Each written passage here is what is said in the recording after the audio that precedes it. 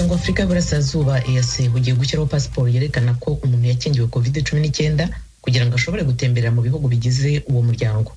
Abikorera ku giti cyabo n'abacuruzi bakunda kwambuka imipaka bari mu barebwa n'icyo cyemezo nk'uko byatangarijwe i Bujumbura mu Burundi n'uwungirije umunyamabanga mukuru wa EAC. Uburundi buvuga ko iyo ngingo izabije kubangamira uburenganzira bw'ikiremwamuntu mu bwisanzure bwe. Ni mu gihe iki gihugu cyemeje ko kidashobora guhamagarira abantu gufata urukingo rwa COVID-19. Mugenzi wacu Pierre Claver Niyonkuru uri Kigali mu Rwanda abahiye inkuru. Kubw'umuryango w'akarere ka Afurika y'Ubuseruko EAC ni ngombwa ko habaho murekarengane imeze nk'urupapuro rw'inzira passport werekana ko umuntu ashaka kuva mu gihugu kimwe aja mu kindi. Muri uwo muryango yamaze kwiteza urucanco rw'ikiza ca corona kugira ngo akingira abandi. Mu birori vyo kugura icese ihanishwa ry'ibiva mu mahinguriro salon industriel i Bujumbura, icegera c'umunyamabanga mukuru wa EAC Christophe Bazivamo yahamagariye abagwizatunga ndetse n'abantu bose bo mu bihugu bitandatu bigize umuryango wa EAC kwihutira kwicandagisha kugira ngo bazoshobore kuronka iyo murekarengane. Now cases are increasing, but when we talk about vaccination, ibihero by'abandura ntibisiba kwiyongera, ariko gucandaga abantu ntibiriko bigenda neza na gato. Mu bihugu bitunze nk'iburaya bageze ku bice birenga 70% batanga incanco, ariko twebwe turacari munsi y'ibice 2%.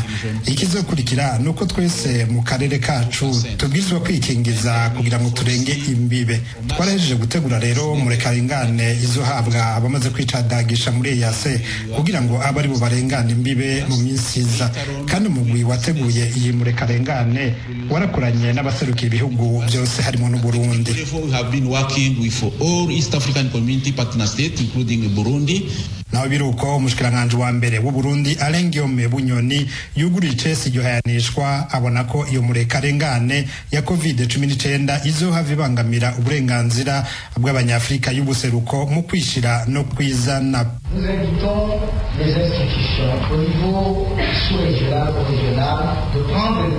Ati duhamagara inzego mu karere ka Afurika y'Ubuseruko kuzofata ingingo zibereye zitabangamira abanyagihugu bacu kuja ku mirimo no kwikingikiza c'umugera wa corona. Ntihagire uburenganzira n'ubwigenge na bumwe buzohonyangwa. Ahasiguye neza niko vyerekeye gutegeka urucanco n'izo ngingo zo kwishira no kwizana umuntu abanje kwicandagisha. Ubutumwa duhaye ibiro vya EAC nuko muri murekarengane ya Afurika y'Ubuseruko abatonyanga uburenganzira n'ubwigenge bw'ibihugu bibugize n'abanyagihugu.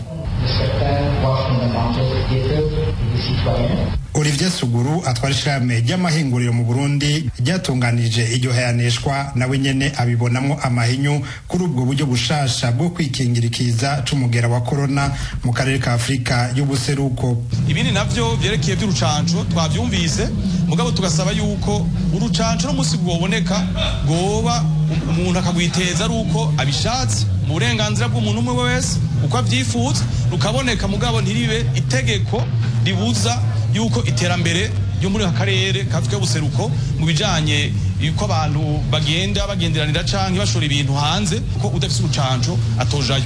Uburundi nico gihugu conyene kitaratangura gukingira abanyagihugu mugera wa COVID-19 muri EAC, naho ibanki y'isi yose yemeye guha Uburundi incanco za corona.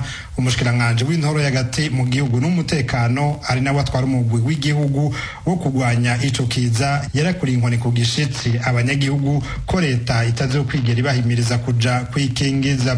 Gervais Ndirakobuca yari kuri mikoro y'ijwi ry'Amerika mu ntango z'uku kwezi.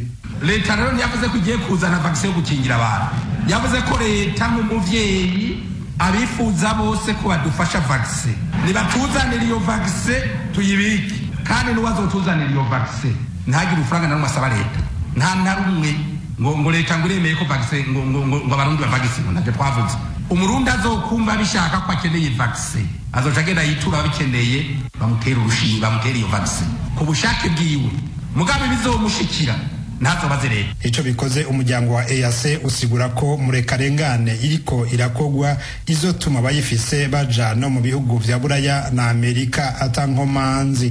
Christophe Bazivamo: If we are not vaccinated, it will be also difficult to travel in the whole world. Erega no kw'isi niko bimeze. Ubu ntawe uzosubira gutembera ku isi atamaze kwikingiza.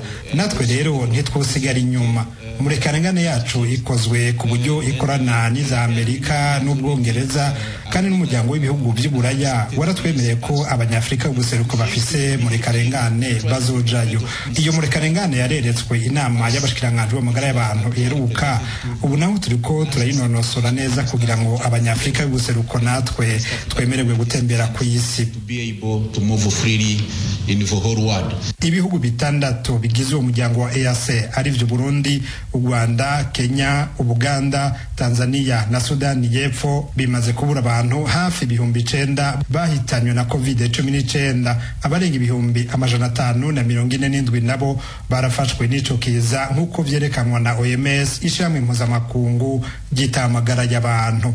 Repubulika ya Demokarasi ya Kongo intambara imaze iminsi mu burasirazuba bw'igihugu hagati y'ingabo za leta n'iz'umutwe w'abanyamurenge uzwi nka Twirwaneho yatumye abaturage muri grupama ya Bijombo bakurwa mu byabo ku buryo benshi ubu bugarijwe n'ikibazo cy'inzara ndetse no kutagira amazu yo kubamo.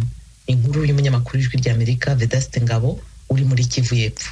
Rwigina Rwizihirwa n'umuyobozi w'agateganyo ya grupama ya Bijombo we n'abandi bayobozi batatu b'igurupama bamaze iminsi mu mujyi wa Uvira bagerageza gutakambira amashirahamwe kubagoboka kubera ikibazo cy'inzara yugarije impunzi ziri mu Bijombo. N'inzara yatewe n'intambara z'urudacya zihora zibasira iyo grupama iri mu birometero birenga 60 uvuye mu mujyi wa Uvira. Twaje gutaka ngo muri leta yama onije yose izi ngo irenganura kiremwa muntu itabare Bijombo irapfuye, itabare Bijombo imeze nabi, itabare Bijombo ifite inzara, itabare Bijombo irarengana. Akana kariko kose uhereye kunda, uhereye mu ntambara, uhereye mu matungo yabo ntaco bakigira, yose yaranyazwe, yaragiye, amatungo barayajanye, ivyo kurya ntavyo bafite. Ijama onishe tuje kuyabwira ngo adufashe ivyo turya, adufashe ivyo twambara, adufashe amazu yo kuraramo kuko twasenyewe, dutwikiwe gatatu, twaratewe, twaranyazwe.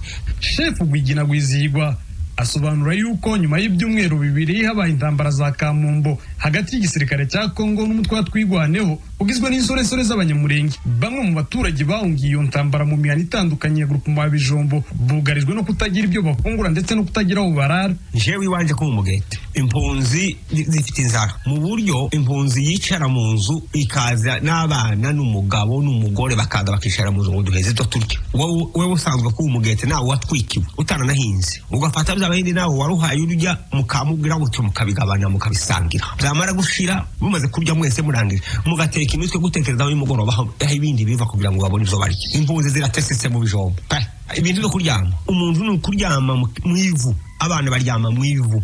Bamwe mu baturage bateshejwe ibyabo n'intambara z'imitwe yitwajeje ibigwanisho yibasiye imisozi miremire y'uturere twa Fizi na Mwenga na Uvira bakambitse muri Bijombo, abandi bari mu mashyamba y'Itombwe n'abandi bari mu nsengero no mu mashuri ku Murambi. Bose bavuga yuko nta buvuzi bafite kuko amavuriro yabo yahiye. Binyonyo Tito ni umuturage wo kuri Nyakirango. Ikibazo cy'ubuvuzi giteye impungenge cyane. Mu Gatanga niho hari ibitaro zarebaga ibindi byose harasenywe, ku Kiziba hari ibitaro birasenywa, ku Muramvya hari ibitaro birasenywa, mu Kajembwe hari ibitaro birasenywa ahantu hitwa mu Kinyoni, mu Kagogo hari ibitaro harasenywa, Masata hari ibitaro harasenywa. Utwo turere twose nitwo twari dutunze abantu mu buzima busanzwe bwo kuburwa. Ubu abantu bari mu kwivuza mu miti bishakira bonyine, bakamenengana bakagira Uvira bakazana imiti bakayivurira mu mazu abantu, abagore babyarira mu mazu. Sebineza John ni umuyobozi wa mitorite y'abanyamurenge muri Bijombo avuga yuko mu myaka irenga 5 bamaze mu ntambara y'imitwe yitwaje ibigwanisho nta nkunga y'amashirahamwe cyangwa ya leta bari babona kandi bahora babitakira. Administrateur afite inzandiko, shoferi bafite inzandiko zimenyesha kuko ibibazo byabaye mu baturage ariko nta gisubizo. N'ama organisation yose akora muri territoire bafite amaraporo y'impunzi, ugeze kuri OCHA wasanga raporo y'impunzi za Bijombo ariko nta gisubizo dufite. Ndabiluba Muhale ni president w'inkambi y'abakorera iri mu Bijombo irimo impunzi zirenga 3,000 avuga yuko bugarijwe n'inzara kuko kuva Gumino isenyeye imihana yawe mu Kagogo ndetse no mu Ishenge mu mwaka wa 2019 nta nkunga bari bahabwa leta cyangwa se y'amashirahamwe. si mu Bijombo honyine hari iki kibazo cy'izi mpunzi zifite inzara, ahubwo n'izindi mpunzi ziri mu nkambi ya Mikenge, Rugezi ndetse na Minembwe nazo zivuga yuko zugarijwe n'inzara.